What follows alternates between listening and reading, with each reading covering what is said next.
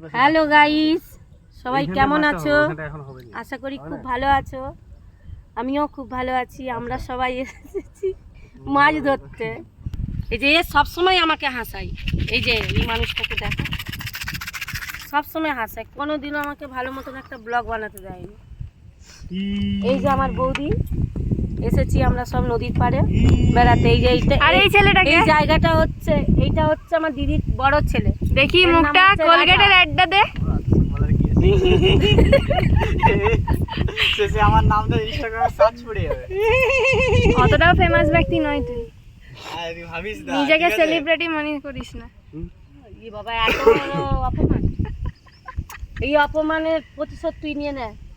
দাদার বড়শিটা ছাড় না, ধরে নে, ধরে নিয়ে একটা পুঁটি মাছ ধরে নে। এই যে দেখা, এখানে দেখো, দেখো একটু এদিকে, ধর ভালো ক্যামেরাটা। ধরছি মাছ, এসেছি মাছ ধরতে। বড় মাছ হুইল ফেলা আছে আর পড়ছে পুঁটি মাছ। এই তো এই যে এগুলো এগুলো দাদা, এগুলো বড় মাছ তো লাগানো, এটা হুইলগুলো।